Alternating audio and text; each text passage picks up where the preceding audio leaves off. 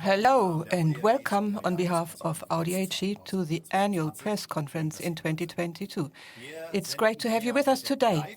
We are broadcasting live from our studio on the Audi Piazza, so that means we're really close to the heart of Audi AG, close to our plant here in Ingolstadt, which you can see right behind me, to the building where we hand over new cars to our customers, and to our history in the form of our museum, our Museum Mobile. And in the studio, we have our CEO Markus Duesmann. Hello, Markus. Hello, and I would also like to bid you a very warm welcome to the annual press conference in 2022.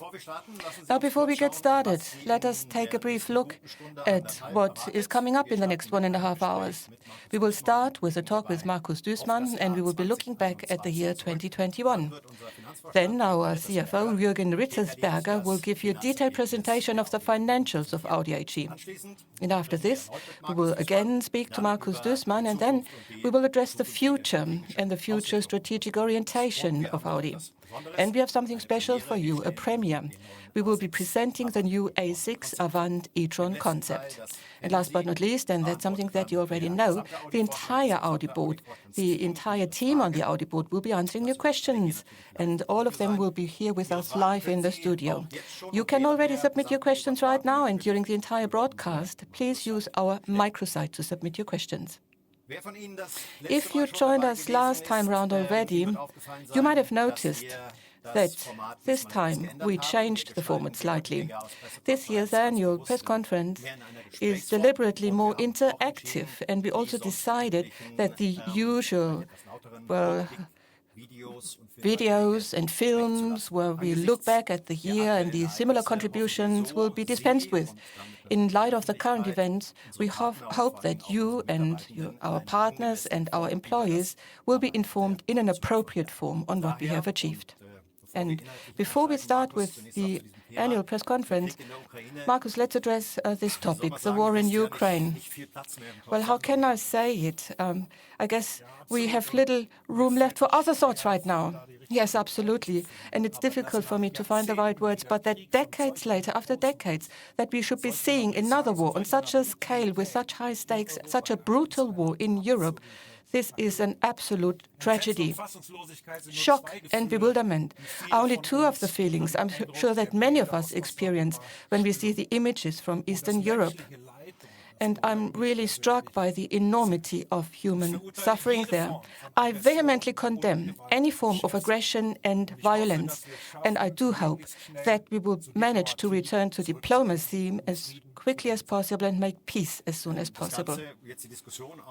Now, this debate about energy supply and also gas and oil from Russia shows just how dependent our economy has become on fossil fuels.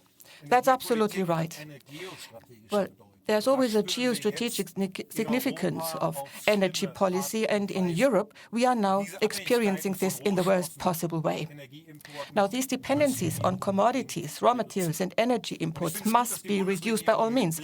And I support the German government's pragmatic decision with a view to supply security, but at the same time, in the medium and long term, we need to make major investments in renewable energies.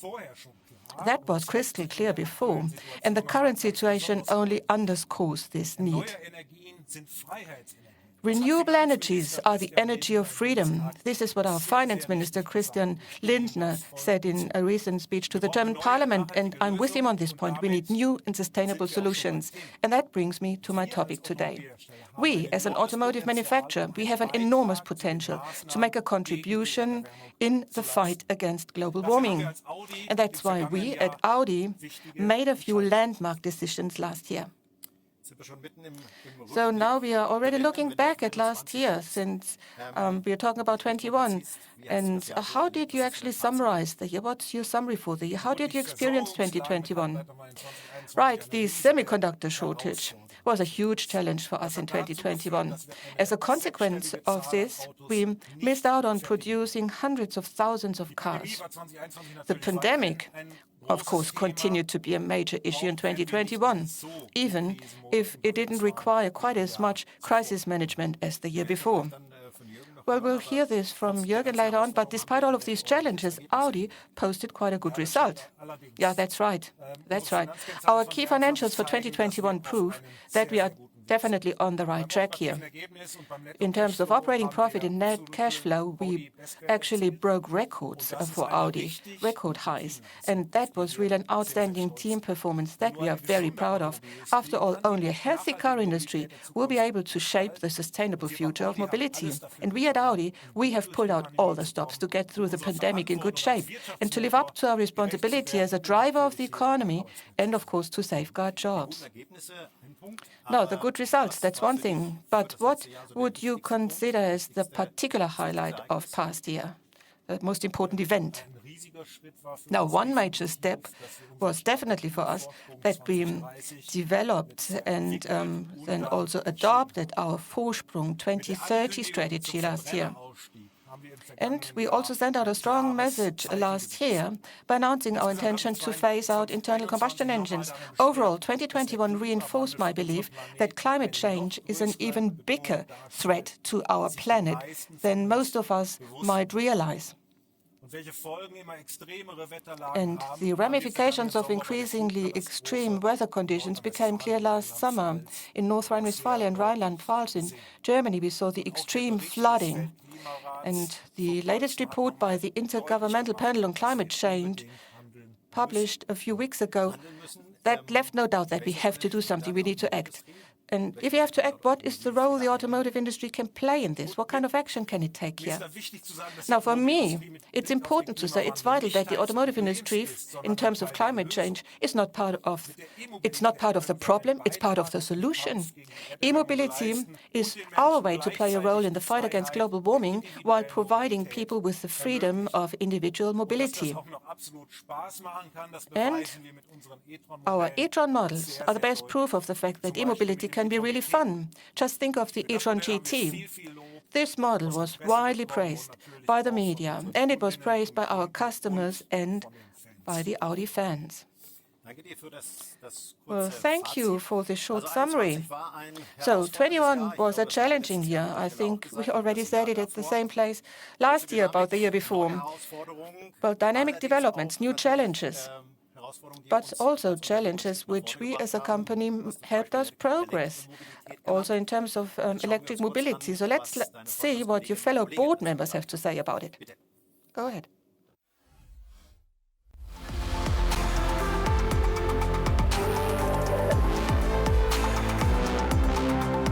With the Audi e-tron GT and Audi Q4 e-tron, we launched highly emotional cars last year. And they are going down well with our customers. The 58% increase in all-electric vehicles in 2021 confirms that our early move towards zero-emission powertrains was the right decision. 2021 was a really special year when it comes to technical development at Audi, and for me personally. We gave a powerful boost to the transformation of our technical development, and with systems engineering, we put vehicle development on a sound footing for the future. With our strategy called Vorsprung 2030, we established very clear foundations for our setup in engineering. 2021 was a really challenging year. There was the COVID-19 pandemic and there was the semiconductor shortage that we are still struggling with today. But we successfully handled these tasks, and this has bonded us into a close-knit team. Despite all these challenges, we launched our qualification initiative in 2021. COVID-19 has completely changed the way we work, and it has accelerated the development of hybrid types of work. Last year I had the opportunity to see the proverbial Audi spirit at work. Despite the supply shortage, we have weathered the semiconductor crisis well so far. We have successfully limited the impact on our production, and we have a very clear plan, shared platforms and synergies across the entire group. This year will bring its own challenges. We will of course continue to do whatever it takes to stabilize the situation. I am very happy to have been on board since the 1st of February this year as the new board member responsible for production.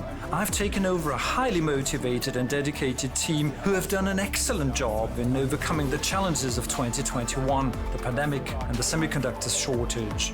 Our plants are in full swing for the execution of our Roadmap E. Brussels and Neckarsulm are producing e-vehicles, and Zwickau has been since last year with the Q4 e-tron. Ingolstadt is preparing for the launch of the Q6 e-tron. And in China, we'll soon start building the first pure electric vehicle plant in Changchun.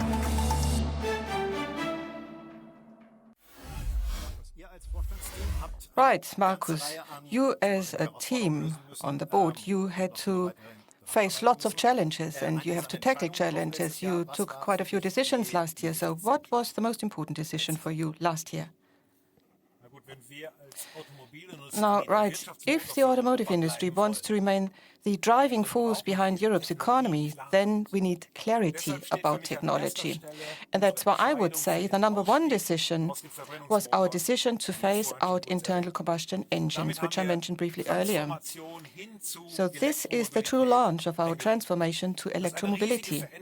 It's a huge change, not just with regard to the product portfolio, but for the entire company, and it won't be complete until the early 2030s. It's a big change, and how does it become evident? Where is it reflected? What are the specifics? Now, in particular, in production.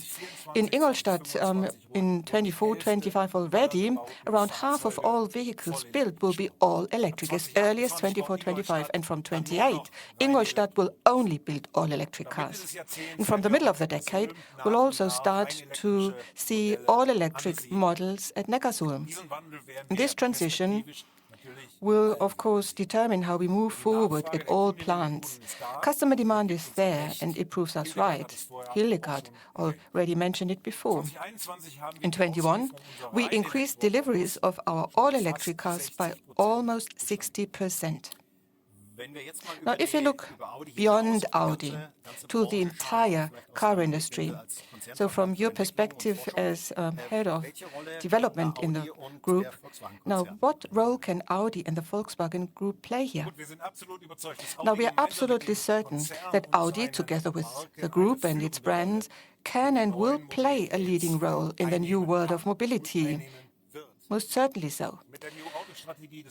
The group's new auto strategy puts us in an ideal position to do so. New auto creates an excellent framework for us to develop with the ambitious goals of Vorsprung 2030. And especially when it comes to the gigantic investments in software, we are very happy to be part of such a strong group. Another important thing we did last year was to fundamentally reorganize the collaboration within our brand group with Lamborghini, Bentley and Ducati. Bentley has been fully integrated into Audi since the beginning of this year, and we have taken this as an opportunity to also step up our cooperation with Lamborghini and Ducati. As a brand group, we have set ourselves ambitious goals, and Jürgen Rittersberger will tell you more about these in a moment. Now, thank you for this quick review of the past year. Later on, we will also talk about the goals and plans for the future, ladies and gentlemen. But with this, we move on to the second part of our press conference. Our CFO, Jürgen Rittersberger, will give you a detailed presentation of the financials of Audi AG. Over to you.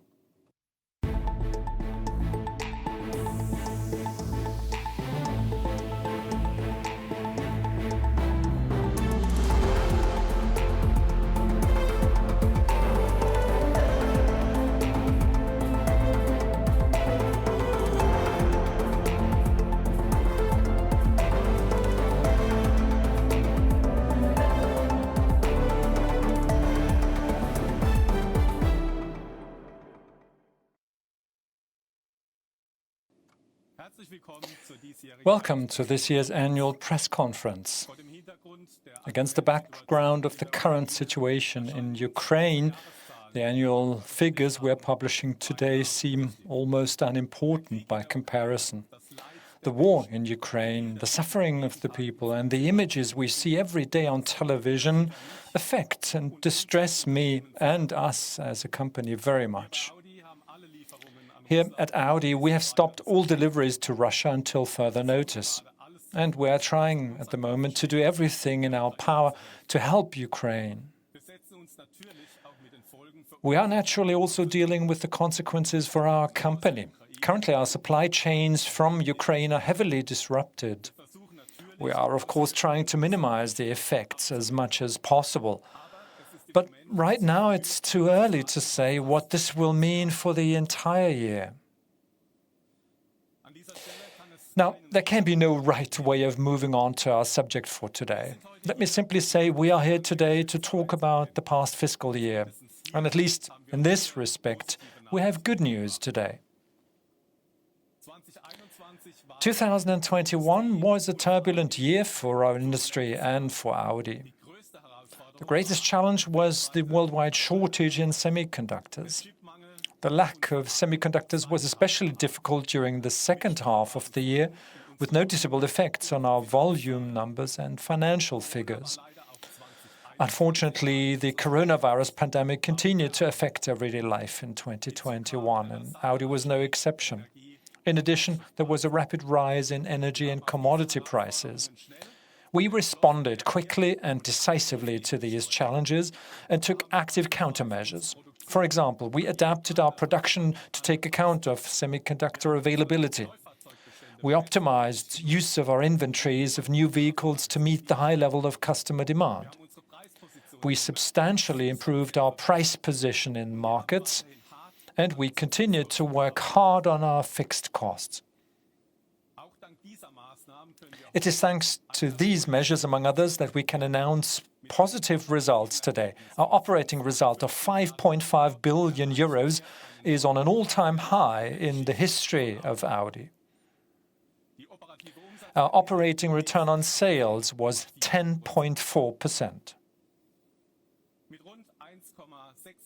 The Audi brand delivered around 1.68 million cars, almost on a par with the previous year's volume. The trend during the year mirrored the semiconductor supply situation. And Audi has been working closely with the Volkswagen Group since the beginning of 2021 to limit the effects of the crisis. After the first 2 quarters, Audi was still on track to achieve record-breaking results. Deliveries were significantly higher compared with the prior year period, which had been hit particularly bad by the coronavirus pandemic. However, especially during the second half of the year, our countermeasures reached their limits. While the first half of the year benefited from a broad recovery, in 2021, deliveries during the second half of the year dropped by around 29%. Then, towards the end of the year, the situation improved slightly, with deliveries in November and December each exceeding the previous month. Let me now talk about the deliveries by region. In the US, Audi managed to increase deliveries by 5% year-on-year. The most popular model was once again the Audi Q5, followed by the Audi Q3. With an increase of 53%, Audi sold more fully electric models in the United States than ever before. In Europe, we were almost on a par with the previous year. Audi recorded significant growth in France, Italy, and the United Kingdom. In contrast, the market in Germany declined, in part because of a one-time effect due to the reduction in VAT back in 2021. In China, which is our largest single market, Audi ended the year with around 701,000 deliveries, a decrease of 3.6% compared with the record year of 2020. The fourth year in particular was marked by semiconductor shortages for locally produced vehicles. On the other hand, there was strong growth in demand for our imported vehicles. In China as well, Audi is systematically committed to electric mobility. And the Audi FAW NEV company will play a key role here in the future. Construction is set to start on the new factory in Changchun, which will have an annual capacity of more than 150,000 electric cars. Audi sold around 82,000 electric cars worldwide in 2021, which is an increase of 58%. Despite the semiconductor crisis, Audi is continuing to make substantial progress towards sustainable premium mobility. With the 4 new models, e-tron GT, RS e-tron GT, Q4 e-tron, and Q4 Sportback e-tron, Audi more than doubled its product portfolio of fully electric vehicles last year.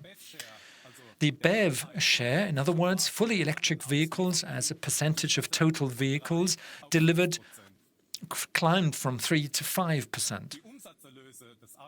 The Audi Group generated revenue of 53.1 billion euros.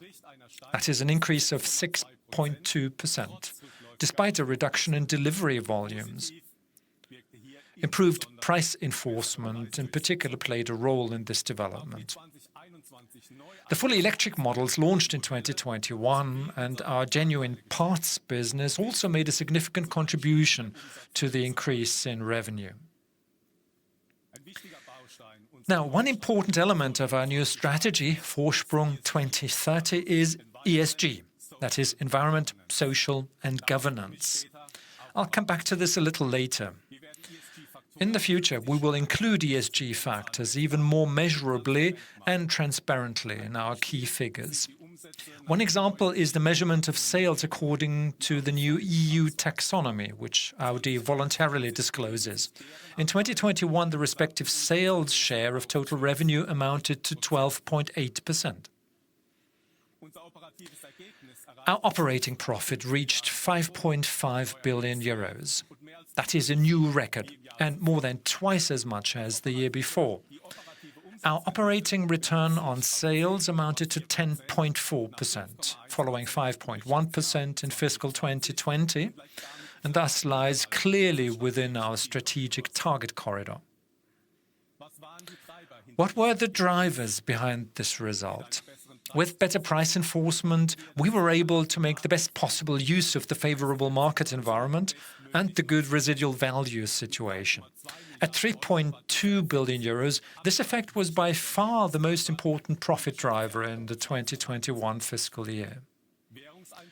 Exchange rates and commodity hedging effects, particularly for aluminium, nickel and copper, contributed 0.8 billion euros to the increase in profit. On the other hand, higher prices for the procurement of raw materials had an impact on our product costs, causing them to deteriorate by 0.6 billion year on year. The item fixed costs and other includes several effects. A significantly positive contribution was made by our continued cost discipline, for instance in the area of overhead costs. This was countered by impacts from the extension of the early retirement program as part of Audi Zukunft. Moreover, performance-related remuneration rose in the wake of our record result. In addition, operating profit in the previous year had benefited from income of 495 million euros from the sale of autonomous intelligent driving GmbH. Furthermore, special items in connection with the diesel issue had a negative impact on our bottom line in the amount of 48 million euros. Overall, we generated 5.5 billion in operating profit and a return on sales of 10.4% on our books for fiscal year 2021. If we were to factor in our business in China, which is included in our financial result with more than 1.1 billion euros, we would even have an operating margin of 12.5%. The R&D ratio was 7.4% in the year under review and thus slightly above our strategic target corridor of 6 to 7%. This reflects higher upfront expenditures, especially in the areas of electrification and digitalization. A capex ratio of 3.8%, which is at the low prior year level, is an impressive example of our strict investment discipline, particularly in the area of structural investment. With our investment planning for the next 5 years, we are accelerating the transition to becoming a provider of connected and sustainable premium mobility. Based on our current planning round, we are earmarking around 18 billion euros for electrification and hybridization for the years 2022 through 2026. With a total investment of almost 37 billion euros, around half of the upfront expenditure is going into these future-oriented fields. From 2026, all new models introduced on the market by the Audi brand will be fully electric. By then, we plan to expand our product portfolio to include more than 20 electric cars. A further 3 billion euros will be spent on digitalization. In this future-oriented area, Audi benefits from the bundling of vehicle software expertise at our Volkswagen Group company, CARIAD. With our investment planning, we are underscoring our commitment to innovation and driving forward our transformation. Audi has the necessary financial basis, since net cash flow likewise set a new record at 7.8 billion euros. The rise of almost 70% compared with the previous year is mainly due to the increase in profit and reflects the development in working capital in the wake of the semiconductor crisis. Our continued investment discipline also had a positive effect. 2021 was a year of major challenges for Audi. We were able to conclude the fiscal year with such strong operating performance in part due to our Ducati and Lamborghini brands. With almost 60,000 motorcycles sold worldwide, 2021 was the most successful year ever for Ducati.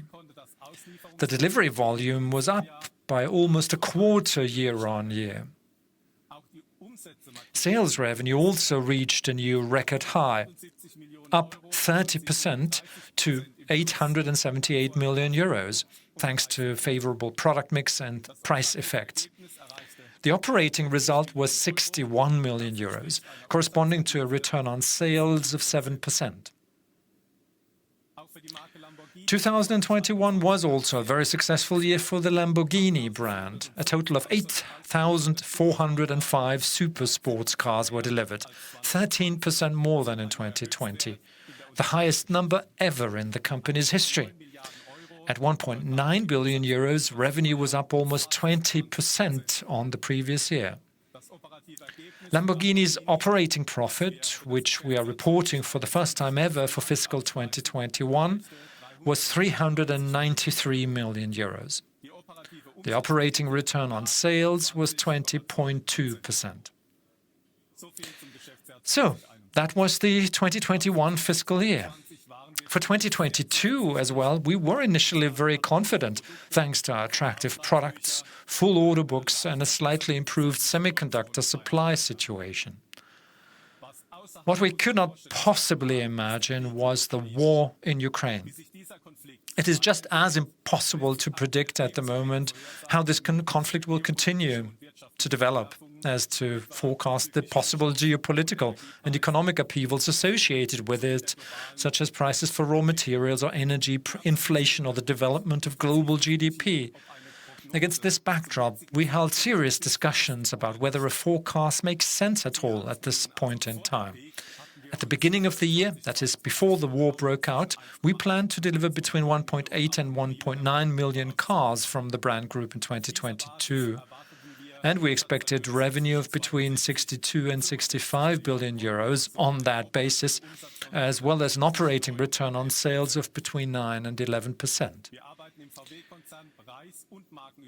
Within the Volkswagen Group, we are working across all divisions and brands to mitigating the consequences for our company of the war in Ukraine. As soon as we can reliably estimate the economic effects of the conflict, we will update our guidance.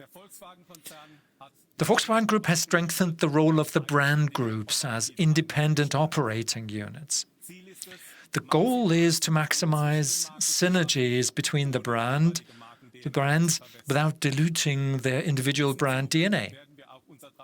In this context, we will also increase our level of transparency and expand our communication to include selected performance indicators and also strategic commitments at brand level. From 2030, the brand group premium is striving for an operating return on sales of more than 11%. And until that time, the target corridor of 9 to 11% continues to apply. The Audi brand is pursuing the same target. Lamborghini has impressed us all with outstanding growth in recent years, with a level of return that is currently more than twice as high as in 2018. From 2030, a return on sales of more than 25% does seem ambitious, but feasible. Until then, Lamborghini intends to reach a return on sales of 22 to 25%. As for Ducati, it has the long-term potential for double-digit operating margins, and in the medium term, our goal is 8 to 10%. Bentley has been part of the Audi group since the 1st of January 2022, and the traditional British manufacturer is also pursuing ambitious performance targets. We will publish these in the first quarter of 2022 with full integration in our financial communication. Audi has big plans. We are pursuing ambitious targets for our returns, for our volumes, but above all, for the restructuring of our business model. We are rigorously converting our product portfolio in all core segments to electric cars. I am absolutely convinced that business success is inextricably linked with the assumption of social and ecological responsibility. As CFO, I am convinced that ESG represents, above all, an opportunity. We plan to take on even more responsibility for our employees and society and set ourselves apart from the competition with this important endeavor. Audi already has net carbon-neutral vehicle production at several sites. This will apply to all plants by 2025.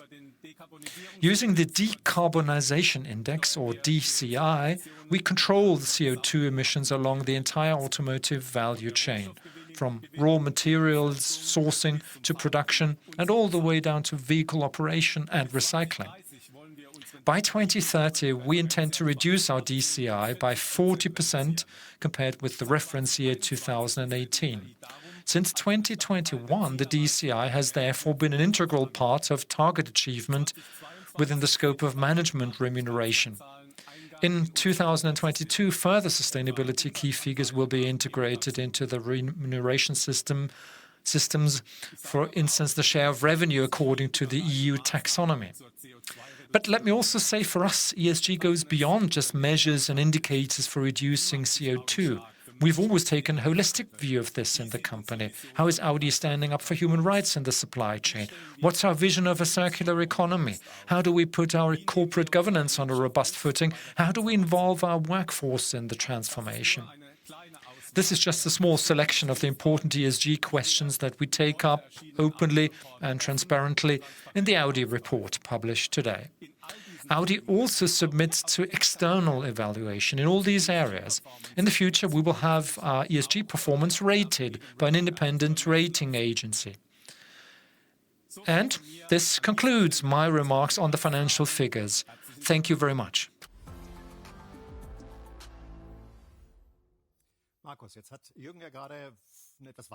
Markus, Jürgen gave us an outlook also relating to the ESG activities, but let's now take a look at the goals and milestones for 22. Well, right, in 22, we are starting to implement our Vorsprung 2030 strategy, step by step. That's one of the most important messages, and Jürgen's presentation showed it. We don't just have specific action plans, but we also have the financial resources to implement them. E-mobility is by far the most efficient way to defossilize. And this is why we are expanding our portfolio to over 20 all-electric models by 2026. Now let's explore the topic of electromobility a little more. There are clear goals, they have been defined, but what is happening now in terms of implementation? What does it mean for the product portfolio? Audi already has a lineup of 8 all-electric models, and we are expanding this portfolio further, of course. Following the e-tron GT, the Q4 e-tron, and the 2 Chinese models, Q2 L e-tron and Q5 e-tron, today, in just a few minutes, we will be presenting the world premiere of the Audi A6 Avant e-tron concept. With the production model to follow at a later date, we are expanding our e-model portfolio in a segment which is crucial for us. From 2027, we will then offer e-cars in all core segments. Now, this morning, you said systematic focus on electromobility, but at the same time, we are still pulling out all the stops in developing the combustion models to be launched in the next few years. Yeah, exactly. And that's, of course, part of our plan. Over the next few years, we will gradually launch the last model generations with enhanced and highly efficient internal combustion engines, including mild and plug-in hybrid variants. For example, the next generation of the A4 and A6 models. In this way, we are also making the transition to e-mobility more sustainable. Now, last year, when you developed the Vorsprung 2030 strategy, you, the entire team, assumed that China would be the last market for Audi, where you will still sell internal combustion engines according to your plans then. But there too, electrification is gaining momentum. Jürgen just mentioned it. A few weeks ago, I don't know exactly when, but we were able to conclude the planning and approval phase for the Audi FAW NEV company. What's the next step now in China? Yeah, that's right. Our joint venture, NEVCO, plays a key role in our electrification strategy for China now. And that's why we are so pleased that we reached this milestone in February. Now, with this important decision made, we can now go full steam ahead with the development of the company, and we can start construction for the new facility. We are investing a total of 2.6 billion euros in this project, including the new plant. From late 2024 on, we will be launching, together with our partner FAW, we will be launching the first locally produced e-models on the basis of the PPE on the Chinese market. Now, one thing we haven't announced so far is what are the specific models customers can expect then in China. Now, the first to be launched will be 3 models from the A6 e-tron and Q6 e-tron series. And as early as this year, we are expanding our electric car portfolio with the Q4 e-tron and the Q5 Roadjet e-tron, and this will be done on the basis of the group's modular e-drive system. Later this year, the e-tron GT will follow as a vehicle import to China. In total, we will offer more than 10 all-electric models in China by 2026. And this underscores our solid position in China, and we intend to grow it further together with our partners FAW and SAIC. Let me go back. You said before, you talked about the brand group, and in January, Bentley joined the brand group. And for the other brands in the brand group, the transition to e-mobility is a top consideration. Now, of course, this is a course that we are charting together, but the time frame and scope of electrification will vary among the brands. Audi is leading the way with phasing out the internal combustion engine, but Bentley is also accelerating its e-roadmap. Lamborghini will be offering its first all-electric model in the second half of the decade, and Ducati is currently testing new e-drives on the racetrack. Lamborghini and Bentley clearly stand to benefit from Audi in the transition to e-mobility, because these brands would struggle to make the huge investments required for e-mobility on their own. And not just for our brand group, but in the entire group. The synergies from shared platform architectures for e-mobility will be leveraged in the entire group. Now, beyond the specific vehicle projects in the brand group, where do you see potential for synergies? Particularly with Ducati, it's not necessarily self-explanatory.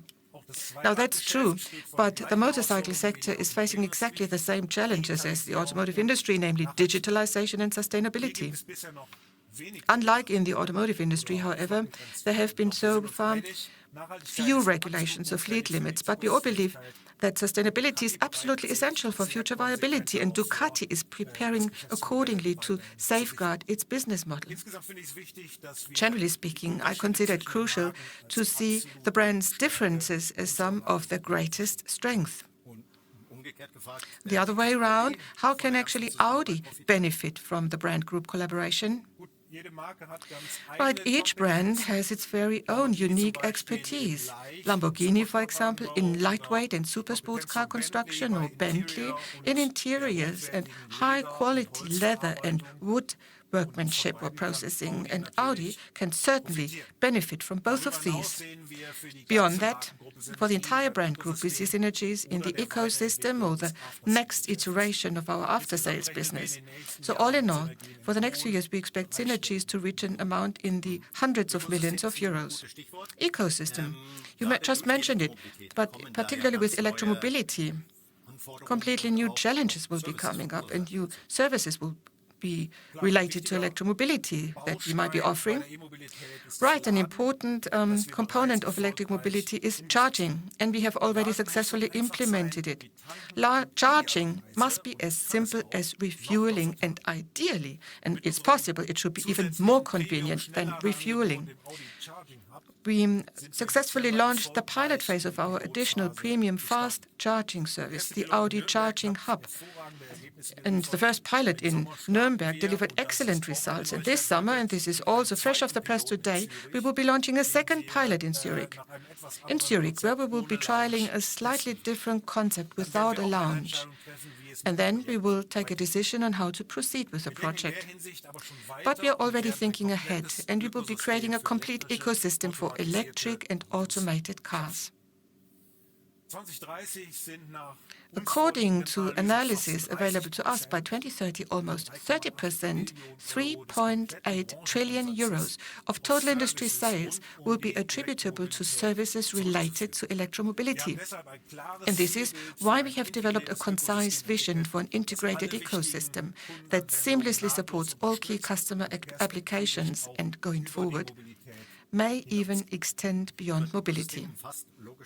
Such an ecosystem, and you mentioned an amount, of course, comprises many different digital business models, something that was much discussed by the automotive industry before, but the basis is powerful software. So how can we build expertise in this area? Now, it's clear, software is the lever for synergies and future innovations. Our group-owned software company, Cariad, provides the basis for this. For us as a brand, working with Cariad paves the way for data-driven business models. To facilitate this, we established a clear cooperation model between the brands and Cariad, both strategically and formally last year. By 2030, digital business models are expected to make a substantial contribution to earnings. At that point, Cariad may be the group's most valuable company. Either way, we now have the opportunity to fully leverage one of the Volkswagen Group's key competitive advantages in the digitalization of our products, namely, naturally, our size. So we already talked about Cariad now, and then obviously we should now talk about automated driving next. It's a technology which is also very important for you in your role as head of development on the Volkswagen Group board. Now in the Volkswagen Group, we have several, different development activities. Could you just be more specific and explain the various types of development? Now, we take two different approaches, parallel approaches within the group here, depending on the area of application. At the Volkswagen Group, we envisage autonomous driving without a driver primarily in connection with service models, in other words, shared mobility. Volkswagen Commercial Vehicles is responsible for developing the first robo-shuttles and robo-vans. And the brand is collaborating with Ford and Argo AI to develop a self-driving system that will be able to take people or goods from A to B in urban environments. CARIAD, and that's the second area of application, it develops assisted and automated driving functions up to level 4 for private mobility. So this concerns vehicle ownership. We use these functions then in our cars at Audi. And how will Audi customers then be able to experience this? Our Sky Sphere and Grand Sphere concept vehicles that we showed in 2021 already give you an outlook on possible use cases and also the time frame for more highly automated functionalities. And with this we mean beyond level 2 at Audi. At the Beijing Motor Show in April, we will be debuting the next concept car to illustrate our goals and visions. And the first model from the Artemis project, the Audi Landjet, will have the technology on board for situation-dependent autonomous driving. Now, if the car, or when it's operated on certain routes or under certain conditions, and the driver then relinquishes responsibility, this opens up completely new possibilities for the interior. Yeah, that's right. Eventually, at some stage also for the driver, but today above all for the passengers. And one good example of this is HoloRide. This is a VR experience platform that will revolutionize in-car entertainment. Now, with HoloRide, we are the first manufacturer to bring a whole new entertainment category into the car. From summer 22, this summer, passengers will, in our latest vehicles, will be able to experience movies or games with a set of virtual reality goggles, even more realistically. The content will be adjusted to the car's movements in real time. Okay, thank you so much for this. I also tried it out myself, HoloRide, it's really cool. Now, ladies and gentlemen, as we've mentioned before, we have the premiere of the Audi A6 Avant e-tron concept for you.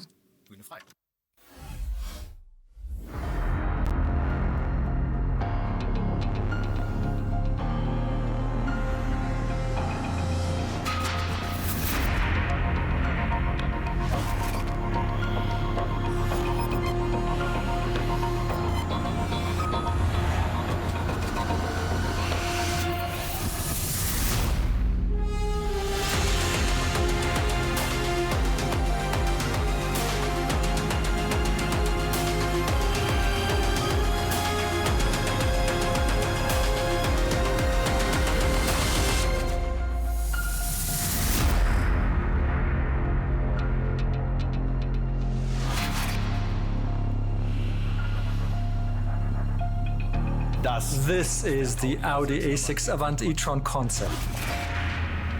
A big step for us at Audi in the transformation towards e-mobility, and a very real glimpse of the near future. Let me promise you one thing, the production vehicle will be at least as beautiful. Attractive estate cars or station wagons are called Avant. This has been true for 45 years and will be in the future. The Audi A6 Avant e-tron concept combines 3 key success factors: our uniquely dynamic Audi design, a pioneering electric drive, and our innovative PPE platform technology. With the A6 Avant e-tron concept, we also offer a real glimpse at the later production version when it comes to the technical details. Our goal is a WLTP range of up to 700 kilometers. And together with our high-performance 800-volt technology, we also keep the occasional recharging stops as short as possible. Our concept car shows already how this will work, with ingenious aerodynamics for high efficiency, a 100-kilowatt battery for better range, a charge power rating of 270 kilowatts for faster charging. Using a rapid charger, the A6 Avant e-tron concept will charge enough power for 300 kilometers in only 10 minutes. That's perfect for grabbing a coffee and saves you a lot of time on long distances. The A6 Avant e-tron will be one of the first models with our new premium platform electric, or PPE.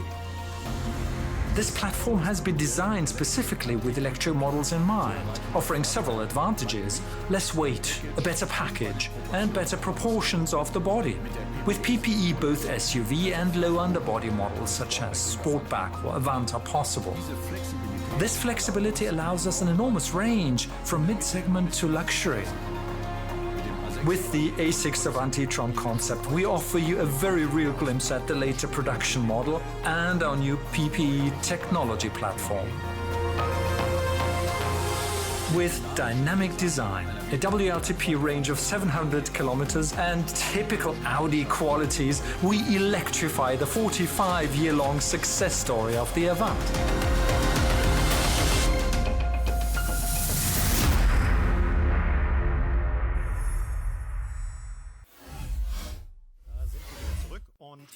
So now we are back, and by now the entire Audi Board of Management has joined us here in the studio. I'm going to introduce them later on, but before we do that and before we move on to the Q&A session, I would like to hand over to our CEO once again, Markus Duesmann, for some concluding remarks. Markus.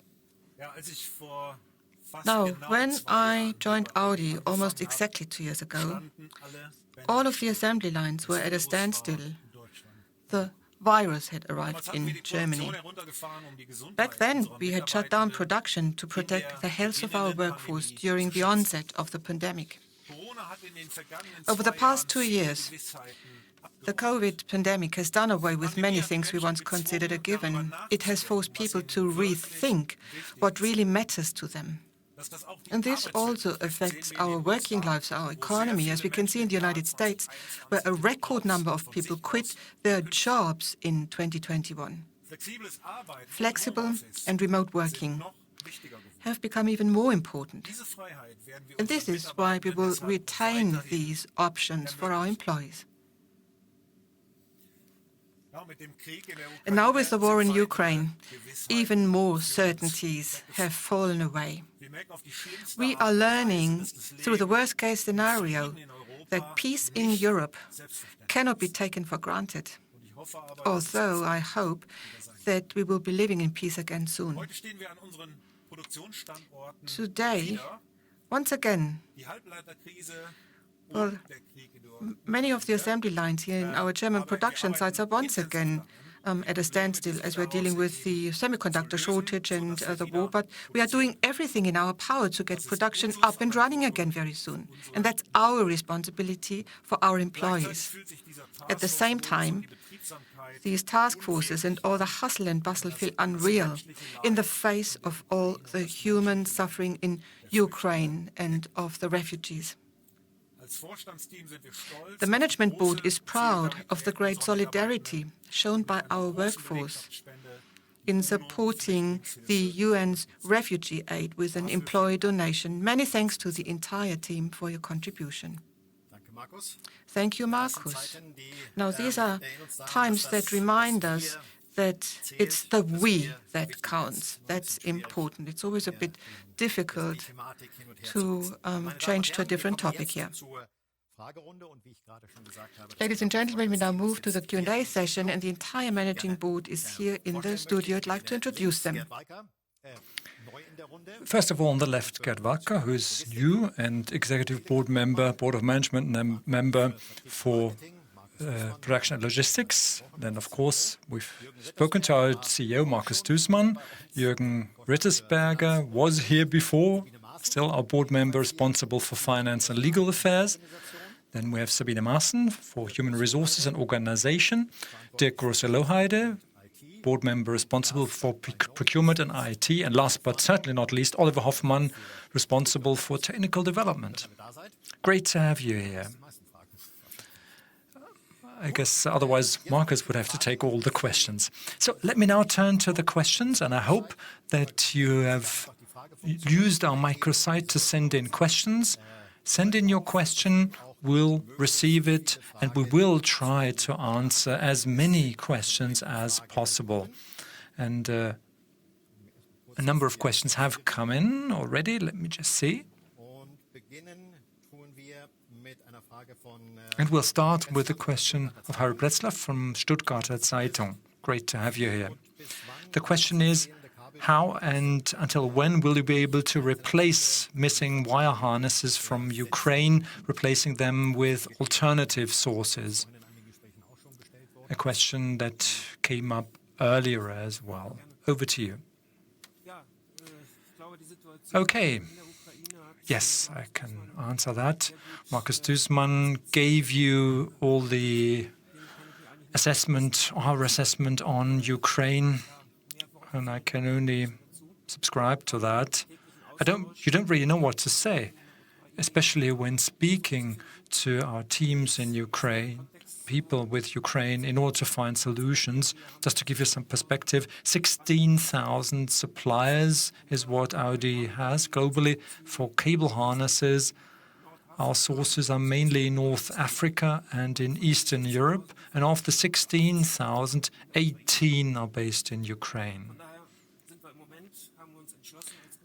As a group, we have decided not to withdraw any contracts from Ukraine, so we are not resourcing completely. We're simply trying to organize everything we can, everything that still can be shipped from Ukraine. And in parallel, we duplicate that production in other locations or markets, ensuring a reliable supply. And this is working out quite well. In Romania, there has been some launch of that, and new production will also come online this week or next week. But yes, of course, it will continue to be a headache for a number of weeks to come. Thank you. Let me perhaps explain how this works. We are receiving quite a lot of questions on Ukraine, and I think this is a question that has come up repeatedly, so this answers many other similar questions as well. There's a question from China, which is for our CEO. Li Fusheng from China Daily is asking this question. Great to have you here. China is a very dynamic automotive market, and the manufacturers, the OEMs, adapt their production constantly to the market and to the competitive landscape. What are the goals of Audi in China in that context? Quite a comprehensive question. Markus, over to you.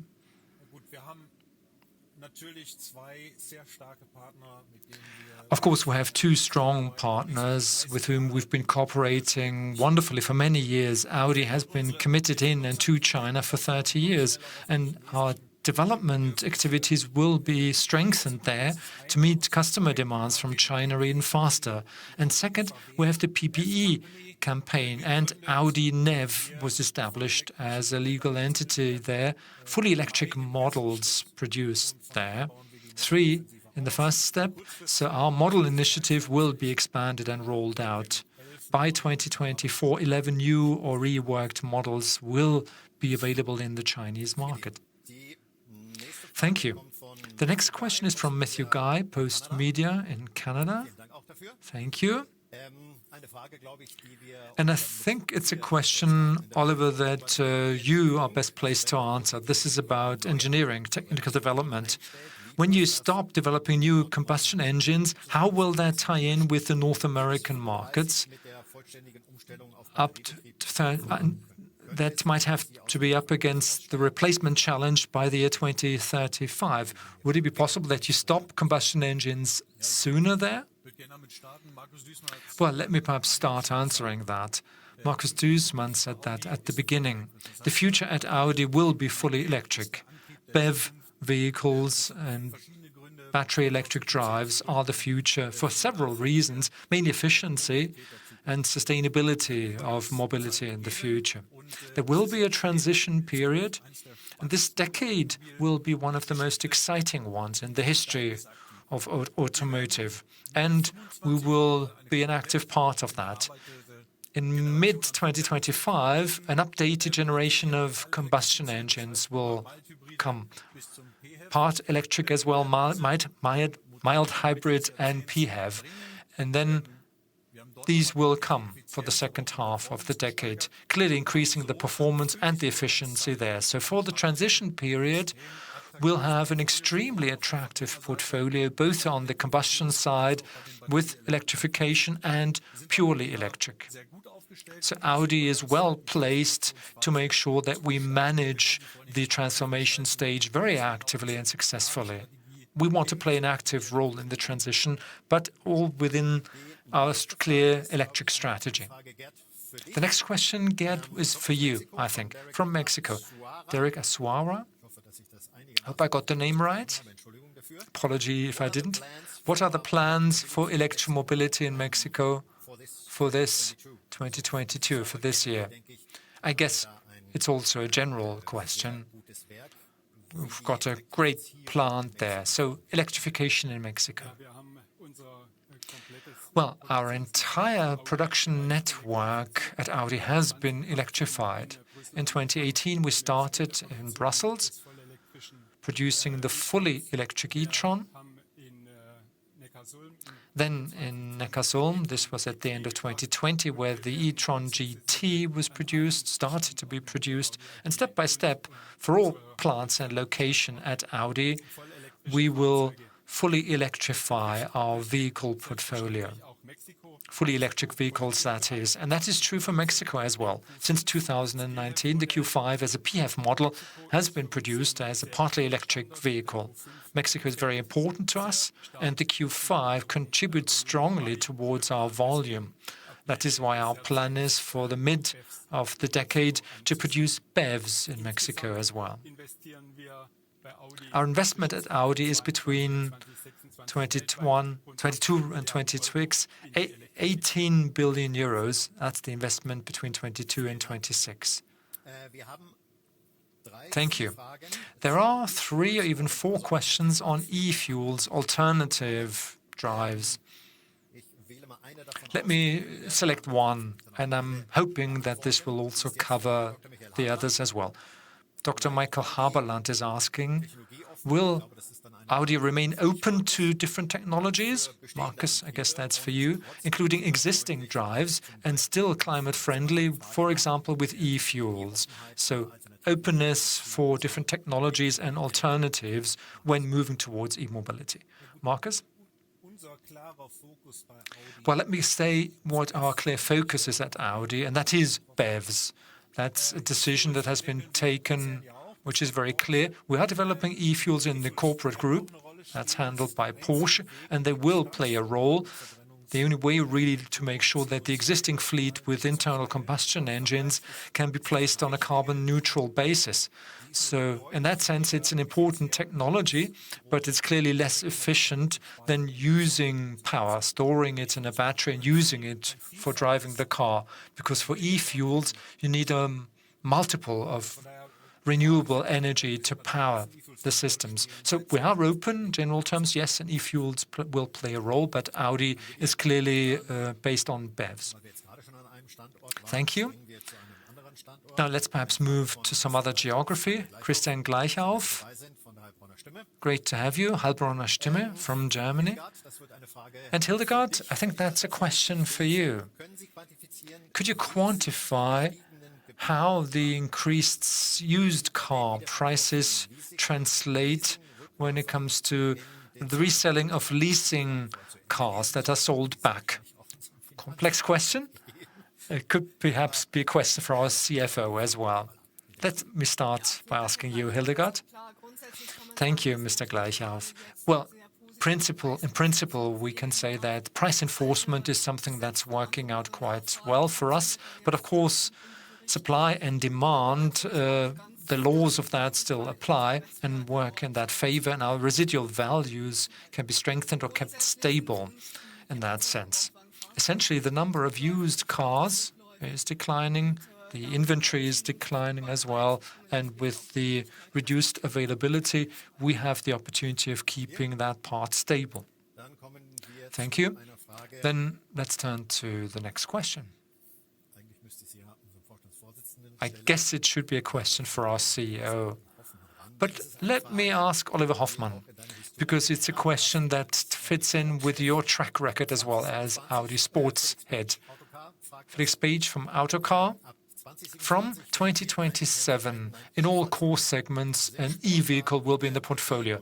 The TT and the R8 sports cars, will they be core models? I guess a question about the successors to our sports cars generally. Yes, in a very hidden way. Let me give you the following answer. It was part of our Audi strategy that we needed those vehicles and we need to surprise people, and we did that with the TT and the R8. Nobody had expected those from Audi, so we surprised our customers and we thrilled our customers for many years, which is even more important. The future will be fully electric.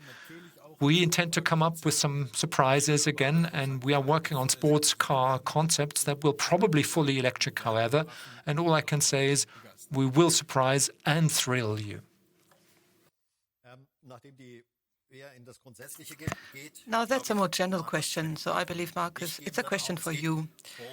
Now it's about the statement made 3 or 4 weeks ago when we announced that we were going to optimize our portfolio. And this is a question from Ignacio Anasagasti. Sorry, I hope I pronounced it correctly. Now, the Audi A1 is built in the SEAT factory in Martorell in Spain, and production will be stopped, will be shut down.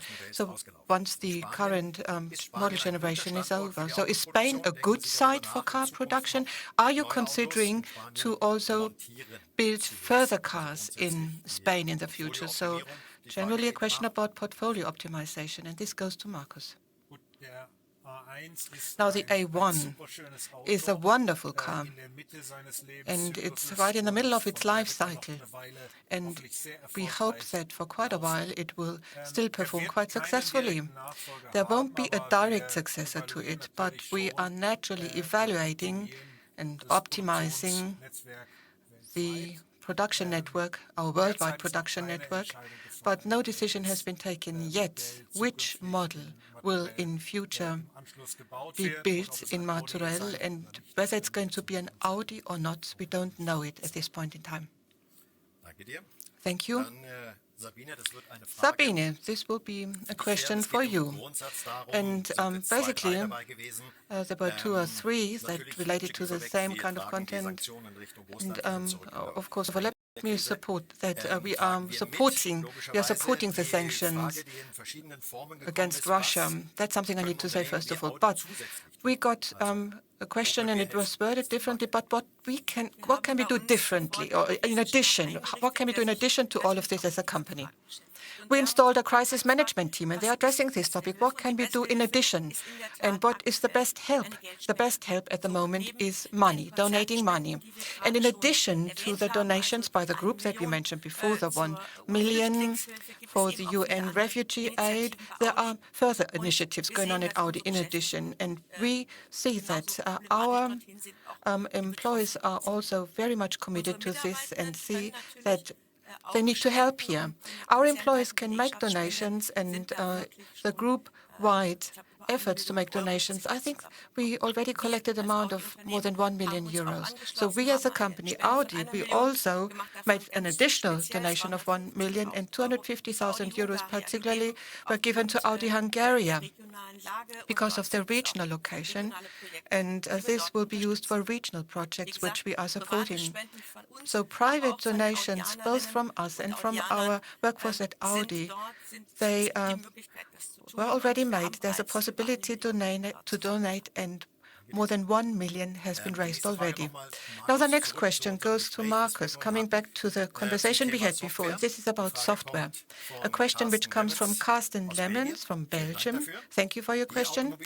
Now the automotive industry, when it comes to hardware and software, it's now entering new alliances with big techs like Google, Amazon, and particularly when it comes to autonomous driving, alliances, partnerships are becoming more and more important. So isn't there danger that these big tech companies might become too important and too powerful? Are they going to steal, a nice way of saying it, the butter from your bread, as it were? when it comes to sharing the revenue, so the partnering? Aren't they going to take most of the income or revenues away from you? Now, at the end of the day, you always need a car. You need a car as a hardware on which you can run your software and functions. And in our group, we decided that all software activities should be pooled, should be combined at CARIAD. And at CARIAD, the technology for the entire group is developed. We are large enough to really make this investment, and we also can scale it. We have economies of scale, and we are cooperating with Bosch, where we got additional know-how that we can benefit from, but we don't see the danger that anybody is going to take away the profits from us. And 30 billion is going to be invested in software by 2026. So these are tremendous amounts, and we believe that with this we can actually develop a lead.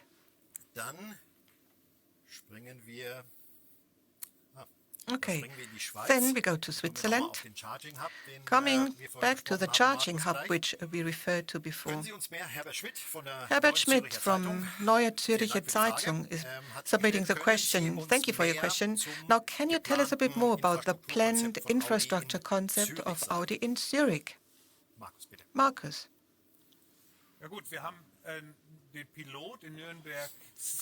Now, the pilot in Nuremberg was a very successful start. We got very good feedback. More than 2,000 charging sessions since December. I was there twice, and all of the slots were actually used. And it's a concept. The concept is that we offer quick charging in an area close to the city. And the second pilot is to be established in Zurich. We are buffering energy in second life batteries, used batteries, and this means we don't pose a lot of burden on the grid and can offer a lot of charging power. In Zurich, there will be 4 terminals for charging without a lounge and up to a maximum of 320 kilowatts charging power. And depending on how successful we can operate the Zurich concept, we will take further decisions. We have planned a couple of additional sites, so that we already prepare some of these additional sites. The next question. Jürgen, that's definitely a question for you. I really read the whole question before I'm going to pose it now. It's Harry Pretzlaff once again. A follow-up question. To what extent have payments under Social Security contributions for short-time work, to what extent have they also allowed you to improve your return figures in the past year? Now, the main drivers for our excellent result in 21 were, first of all, our strong product substance, an excellent price enforcement, and we also consistently work to reduce our fixed costs. And we also got some tailwind from our raw material hedging transactions and our currency hedging transactions. Now, the short-term alliance, this is covered by Social Security. It's a Social Security benefit, and its purpose is to compensate for any disruptions to the economic system, and it was exactly used for this purpose. That's what we did with the short-time working allowance, and it did help us to a certain extent to flexibly adjust our production. And over the past few years, to a major extent, we also paid into the Social Security schemes. As far as our profits and earnings are concerned, the short-term working allowance only plays a subordinate role. In 21, by the way, we used fewer of these allowances than in 2020. Thank you, Jürgen. The next question relates to China, Markus. So I assume you might want to answer it. And it comes from Bill Bossen. Thank you, Bill, for the question. Mr. Duesmann, there's a risk that the West, in the context of the Russia-Ukraine war conflict, that it might impose sanctions on China. What is Audi doing today to avoid or mitigate the risk arising from sanctions against China, or possibly, or minimize, how can you minimize the risk of an irrational step on the part of Beijing, which would make it impossible for you to do business? So this is the sphere of speculations, but nevertheless, short statement for Markus. Now, naturally, this is just, speculating, because we don't see any signs whatsoever at this point in time that sanctions could actually be imposed against China. And no matter where you have a crisis in the world, we have to find a diplomatic solution. And sure, because of the war in Ukraine, some certainties have been lost, have fallen away. You never know what's going to happen next. But at this point in time, we don't see any impact on our business in China. We've been in China for more than 30 years, and it's a very important market for us. We have lots of good partnerships in China, so we are really confident that this good cooperation will be maintained, the good cooperation that we have today. Thank you. The next question is for you, Hildegard. It's about the exhaust emissions fleet value from the Redaktionsnetzwerk Deutschland. And you asked two other questions, two or three, but I think Dirk Grosse-Loheide answered them, the sourcing question. So if we didn't, do ask them again. But this is a new question to me. Where does Audi stand in 2021 when it comes to the CO2 or emissions fleet level in the EU? Units per kilometer. Well, here you can clearly see that our early and bold decisions toward e-mobility proved their worth. We outperformed the EU targets, and that was also our shared goal, because we believe that this is an important contribution that we have to make. And our e-mobility initiative contributed towards us achieving that objective. By 2026, more than 20 fully electric vehicles will be in the market, which means every year we expect to find it even easier to meet the fleet requirements. Thank you. The next question is from India. And Hildegard, this is a question for you as well. Thank you for this question. The market performance of Audi in India is currently behind the top levels, the all-time highs a few years back. What about the outlook of Audi for India? And have you taken a decision, or are you about to take a decision with respect to manufacturing electric cars in India? Quite a comprehensive question. Okay, let me not comment on production, but India is a market. In 2021, our volume was doubled there, but admittedly based on a relatively low starting level. And we will continue to develop this in the medium term. It may not be the top priority market, but a very important market that we will serve with attractive markets. 5 electric vehicles have been launched since August, and electrification will continue until 2033 as planned. In that context, we will also review our India strategy in detail. Thank you. We have a number of questions. Let me try to combine them. John McIlroy from Auto Express from the UK is asking a question which is for you, Markus, because it's about our product portfolio again. At the start of the year, you said that the Audi A1 will be discontinued and there won't be a successor to the Q2. Where do you see the lower end of the product range at Audi, the lowest viable level, so to speak? In a purely electric Audi product range, will there be enough room for the A3 successor as well, when you think that the current generation will need a successor in 26 or 27, or would need one? Well, let me say that we are many brands in the corporate group, and we decided that in the volume segment, there are 4 brands that represent the volume segment in an excellent way, and that Audi will strengthen the upper range. When it comes to the entry level, the A3 or the successor, that will probably be the entry level. So yes, I guess I can commit that from the A3 segment all the way to the B segment, we will be offering a range. Okay, well, the next question is for Oliver Hoffmann, I think at least. It's a question from Korea, Nyunsik Min. Thank you for that question. Solid-state batteries are often seen as the future of electric vehicles. However, at least currently, there are disadvantages as well, longer charging times, etc. So what's Audi's position with respect to solid state? How do you see that technology? And there were two or three other questions, but let me combine these into one, solid state batteries. That should answer three questions. Well, actually, I will try to be even more general in my answer, especially when it comes to cell development. We strengthened our competencies and aligned our competencies in the group, very importantly, to achieve scale effect and also make sure that vertical development of the cells and the suppliers and also securing supplies there are ensured vertically as well. In the group, we have quite other different levers to achieve that. So on a group level, we are looking at which technologies will take us into the future. LFP, the ferrite, phosphate battery, iron ferrite, then C technologies as well, which is a technology that will be part of our PPE technology vehicles as well, where you will see it. And now we'll start answering your specific question, solid-state batteries. QuantumScape is our development partner there for the group, and that's where we're doing some investigating there.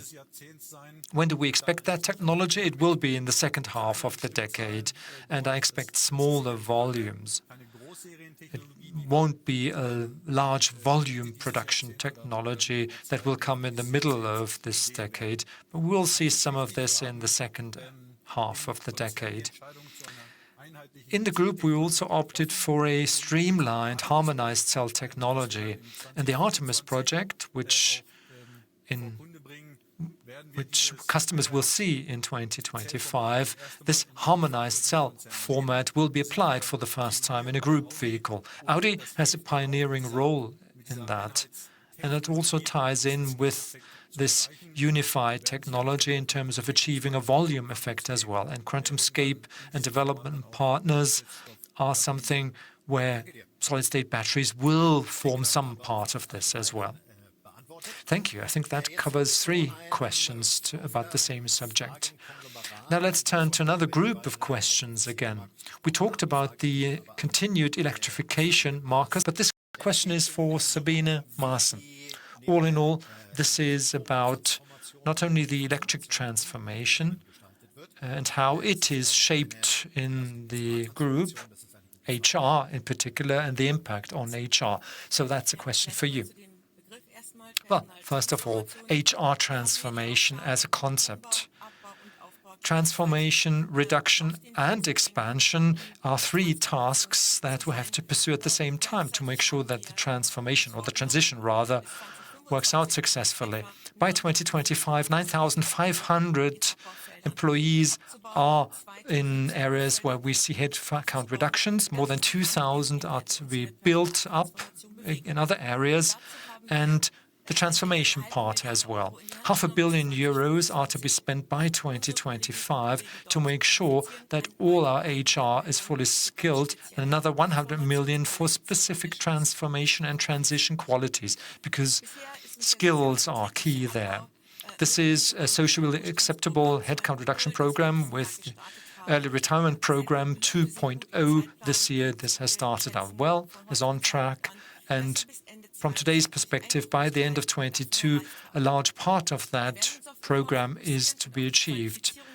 The transformation and the skills and qualification campaign will be the focus. More than 5,000 people participated in Germany in the central expansion areas, training and skills there, and the plan is to significantly increase this year. So for 2022, the focus will be on qualification and skills, training our team, and of course, we'll also look at the skills where we'll have to recruit people potentially as well.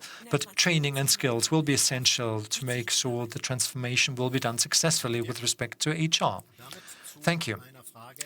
This brings us to the next question.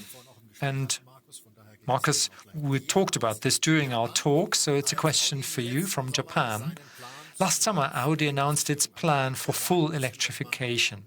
And you said that in China, combustion engines will be used and rely on for longer, but as you saw, the BEV sales level saw a dramatic increase in the second half of the year. Will that mean that the discontinuation of combustion engines in China will be anticipated?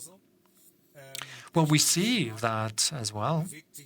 The Chinese market is moving very fast, which makes it a perfect fit for our strategy because we are saying e-mobility is the future. So we see that as very encouraging, and with FAW we established the NEV company, the New Energy Vehicle Joint Venture, where purely electric vehicles will be offered through that company. So it's my impression that we are ideally prepared, and we'll see what the next 5-year plan says. The transformation will probably be accelerated, but we'll certainly benefit from that as well. Thomas Magenheim-Hörmann has a follow-up question. I believe Hildegard, the answer should be quick. How many cars has Audi sold most recently in Russia per year? 16,400 units, which we delivered. So compared to the year before, plus 8%. But in relation to our worldwide volume of deliveries, it's just 1%. And as you know, currently, we stopped our vehicle exports to Russia. Thank you. Markus, we talked about the brand group before, and here is a question on electrification from Korea. In the Audi group, there is a number of brands which find it difficult to do without internal combustion engines. Lamborghini and Bentley, for instance, should be difficult for them. So the result will be electrification, but the spirit and the reality will be a different one. So when do you think that the entire brand group, that all of the brands can be electrified, not just some of the brands? And for how much longer will we still have internal combustion engines? So the steps in electrification for our individual brands in our brand group. Markus. All right, electrification. Well, every brand has to address electrification. Nobody can go without it. Well, the future is electric, and this also applies to the brands mentioned. And this is why this network of our brands is so important, because for Bentley and Lamborghini on their own, switching over to electric vehicles, it would be something they would very much struggle to achieve. But we have different speeds in the brands. Lamborghini by 26 is going to invest 1.8 billion in new products, and some of this goes into electric vehicles. All will be electrified. In Bentley, by 2030, will invest 3 billion in the transformation towards electric mobility, very consistent. And Ducati, because of energy density, weight for electric vehicles and also for electric motorcycles is an issue. So Ducati, as of next year, 23, will be starting to gather experience with electric drives. In the Moto E World Championship, all of these will be provided by Ducati. So electric driving on the racetrack, on a motorcycle, is something they're going to gather experience with, and Ducati will be prepared for electrification in this way. Thank you, Markus. Now the next question. Gerd, this is definitely going to be a question for you now. Comes from Mexico once again. Do you have any plans for expanding your production in Mexico? In our plant, will you expand production? Currently, we are producing the Q5 and the Q5 Sportback there. In Mexico, we have a very modern factory that we installed, and since 2019, it's been producing cars, and we have a life cycle for our vehicles, which, in terms of the capacity which is installed, that makes it possible to continue production with installed capacity. And as we mentioned before, now gradually we will be preparing for the switch to electric mobility, possibly in the next generations. And then we will also have to talk about the further plans for the factory. But currently there's no plan to expand or increase the capacity there. Then we have a question. A local question from Christian Tam. Thank you for your question. Hello, everyone. What is your current position with your hunt or chase or race with Tesla? In which areas is Tesla still leading? And what is the significance for you that Tesla is now also producing in Germany? Thank you. And I think, Markus, it's a question for you, quite a comprehensive question. So the fundamental question concerning your competitive position and also relating to their sites or operations in Germany now. No, we are not hunting Tesla.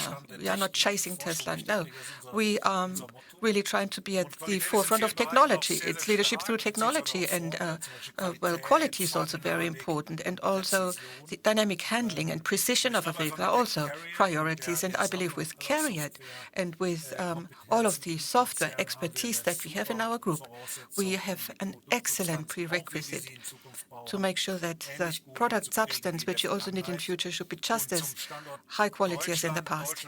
And as far as Germany is concerned, Germany as a site, Germany is a very important business location, and for us it's the most important one. And in Germany, of course, we have to be cautious in terms of upcoming trends for energy prices. We have to get a handle on it. But in the long term, Germany will remain a very attractive business location. This is where we have our know-how. This is where we have the soul of Audi, and we will definitely stay here. Now, the next question, Jürgen, is definitely a question for you. It's once again about ESG and what the next steps would be in terms of ESG, because you already mentioned ESG in your presentation, but let's come back to it. Now, ESG is clearly a success factor for us. Now, ESG is an opportunity. And with ESG, we might be further distinguish ourselves from the competition. We might stand out from the competition. So let me repeat it. ESG is a great opportunity for us. To be very specific, this year we will be working on our ESG management system so that ESG becomes even more deeply embedded in our product decisions, corporate decisions, in our services, and also in all our products. Well, of course, it's important. There's a certain focus on climate protection. This is why we have the DCI, the Decarbonization Index, and this is also a component in our management remuneration. And the plan is that by 2030, compared to 2018, which is the year of reference, the DCI should be reduced by 40%. And from my point of view, it's also extremely important that we should create transparency so that we become comparable in terms of ESG. And this is why, also in the future, we will then undergo independent ESG rating. We will open ourselves to rating agency, and we will ask for an ESG rating. Thank you. At the very beginning, we already had a question on the Ukraine crisis, and now we got a couple of additional questions on the Ukraine crisis, and I selected one which should more or less address or sum up most of the questions relating to Ukraine and the supply crisis. I think, Dirk, this is a question for you. What impact do you expect from the Ukraine crisis? Is it going to affect your business negatively? What are the current impacts you have from the crisis, in addition to the microchip shortages which you have already? Is it going to be developed into the perfect storm? Now, thank you for your question. Now, to respond to your question concerning Ukraine, I tried to give you the wider picture before, but now very specifically. This war has been going on for 3 weeks, and since about 10 days now, we've had shut down in production, but we assume that we can open it up again at short notice, and it should be quite stable. Apart from that, there's a lot of uncertainty, because it will take a while to have full production capacity in our duplicated facilities. So we all know that there might be daily changes when it comes to supply from Ukraine. But let me be more specific on semiconductors. Now, the perfect storm actually happened last year, or that's what we thought, but now we are learning that you can have several perfect storms in a row. Now, semiconductors were a massive issue for us last year, but I believe or I know that we have become much more stable. The semiconductor crisis is not over. We still have structural, shortage of supply, but in the first 2 months, up to the 24th of February, we managed with it very well. We had full supply for our production, and our production programs were stable. And to me, this shows that we are definitely not affected to the same extent by the semiconductor shortage, not as last year. It's going to be quite demanding by the end of the year. There will always be some shortage, but we can cope with it. And I assume that with the solutions that we found for the supply problems in Ukraine, we should also be stable in the second half of the year. Then we will address another question from Switzerland, Markus, since we talked about resources and similar things before. I'm going to give you this question. You should answer it. Now, since carbon neutrality also relates to the end of a vehicle's life, could a processing plant also be a consideration for Audi, just like for Renault? So a recycling plant, in fact, for batteries, for instance, could that be a possibility for Audi? Yes, definitely. As we said before, batteries which have reached the end of their service life are still quite valuable, and you can use these batteries, for instance, as I mentioned before, for charging terminals where they could be installed, where you need batteries to have intermediate storage of energy to reduce the burden on the grid. But at the real end of their lives, they can be recycled. There will be recycled batteries. And to increase our know-how, we have a COE in Salzgitter that we founded centrally for the group.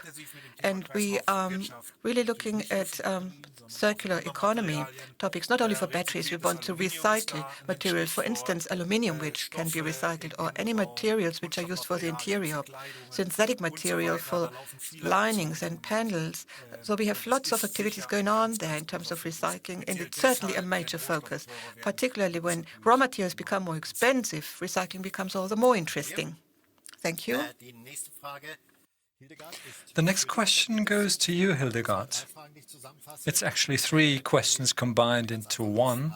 I would combine them and say simply, what about the plan for the future of sales? How long do you want my answer to be? Well, clearly the focus has to be on profitable growth. In 2021, Jürgen, you gave us the numbers. We were quite successful and proved how we shape growth in a profitable way. The strategy of the future for sales, I think there are clear areas of action. Human centricity, not only customer centricity, human centricity, the customer and the human needs as a starting point for our vehicles, technology, and everything we do. The second area will be the strength of the brand, the Audi brand. We realigned the Audi brand with living progress. Future is an attitude. With those, we clearly showed that the brand is also changing. Sustainability, more modern. And the third area, of course, is the portfolio. I think we have the most attractive product portfolio that we could ever wish. BEV, ICEs, fantastic designs and stylings. I think the portfolio is something where everybody working in sales finds it really fun to work with. Then how we design and shape our business, work with our partners, dealers, the ecosystem, as you said, Markus, how do we build that? Digitalization of sales, so those are the drivers there. Digitalizations, towards sustainability, the services portfolio, and customer centricity from the human point of view. That's the key general focus for us. Thank you. One question, I'm not saying that I expected it, but, well, motorsport, Peter Schöpf, that I give to Oliver Hoffmann. Peter Groschupf. What about the rumors, let me emphasize the word rumors, that Audi will enter Formula One? Olli? Well, it's a legitimate question. Motorsports, motor racing is part of the DNA of Audi. We've always been a pioneer. And with the Dakar rally that we electrified, that is something where we're very proud of our commitment. The first one with an electric drive system. We were the first ones with the result in the top 10. So that's a pioneering effort where I'm proud of our team and the achievements. Of course, we look at the different series as well, make sure what ties in with our Vorsprung 2030 strategy. And Formula One has taken some good decisions when it comes to their rules, especially towards more sustainability with the new 2026 approach. 50% e-vehicles in Formula One and a net carbon neutral fuel status. Those are decisions on the rules that we welcome very much. Our analysis is on a very wide range, and we're closely reviewing where we want to commit ourselves. Thank you. A number of other questions, and I think, Sabine, this would be perfect to hear an answer from your point of view. There is a subject that has been overshadowed a little, and that's the corona pandemic and crisis. There were some questions on it. If corona were over, and when it is over, hopefully, how will Audi work into hybrid? How will collaboration work? What's our model going to be? Well, during the first stage of the COVID pandemic, at the German locations of Audi, we had an agreement with all employees on mobile working. And hybrid working, as a sense, was also covered by that. A lot of flexibility, no instructions, no firm commitments for certain days, face-to-face. We always left it to the managers and the teams to agree on what's best. That was a good advantage, that flexibility. And we will use that for the future as well, because we are convinced that in future, collaboration will continue to be hybrid. For us, trust and also a sense of personal responsibility are two key factors. That's very much true for managers as well, because there will continue to be a mix of digital and face-to-face. Of course, we also looked at some good examples and lessons learned for the future. So we established a project called Better Normal.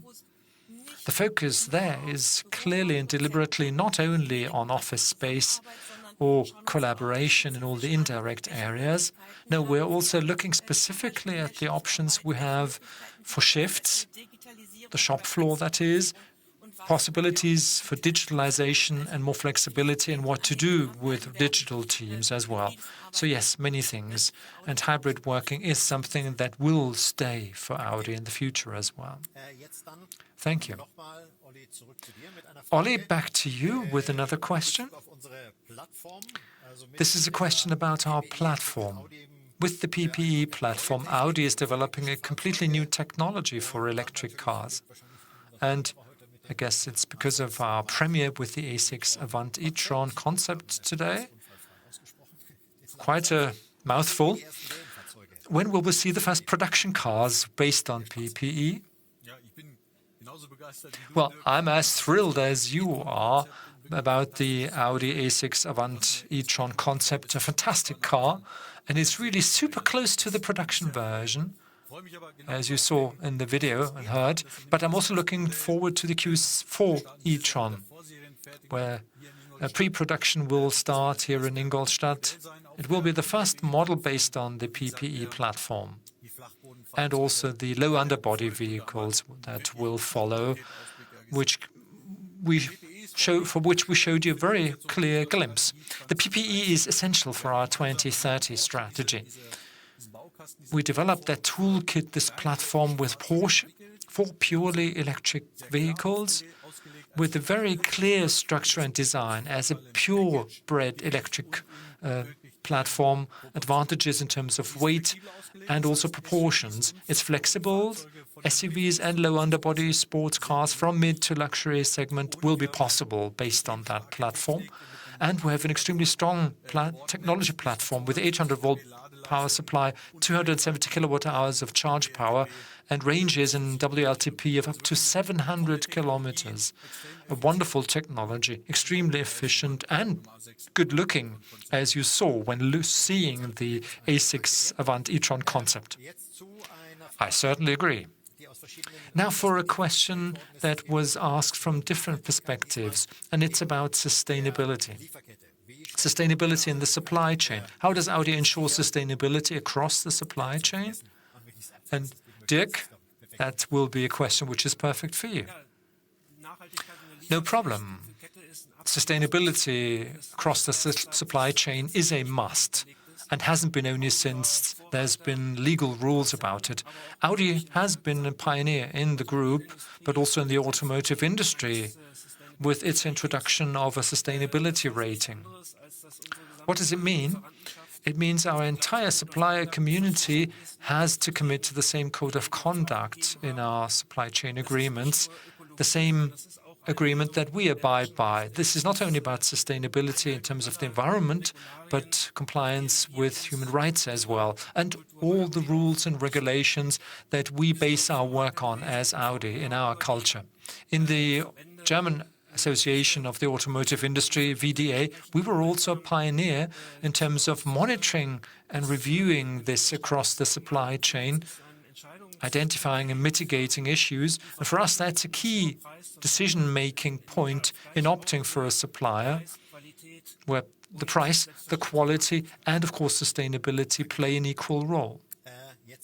Thank you. Now for a question which is very specifically about the Indian market. So Hildegard, could you perhaps answer this? Penetration of electric cars is something which is different from one region and country to the next. How do you see the role of certain newly industrialized countries or emerging markets such as India when it comes to the penetration of e-vehicles in the future? What about the growth prospects in India? What about our electrification strategy in India? Well, fundamentally, we can clearly state that the transformation speed is different from one region or market to the next. And our job is to observe that very closely, assess it, and plan accordingly to see when the tipping points will be reached and become relevant in the different countries.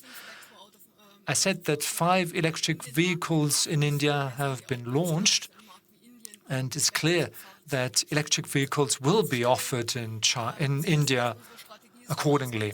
And you also know that our strategy means that by the year 2023, we will be offering combustion engines, and from then on, only purely electric vehicles, and our strategy in India will be in line with that. Thank you. Then let's turn to another follow-up question. And I've received a signal that we've gone beyond schedule. So in the interest of time, only 2 more questions that are probably easy to answer. One is from Nicholas Gibbs from the UK. I hope it's easy to answer at least. Hildegard, a question for you. Your average price in the year 2022, by how much has it increased? It will probably depend on the region. It's possibly related to the UK in this question, but generally a question about our pricing. Let me first of all say that in this situation, but also before, we are pursuing a long-term premium pricing strategy, had that last year and will continue that strategy this year. Of course, the current market situation lends itself and in terms of price development as well. And when you look at our attractive portfolio, price enforcement is something that we can seem to do. But price is not everything. Incentives are also important to make sure they are brought down. Price and incentivization in general have to be right.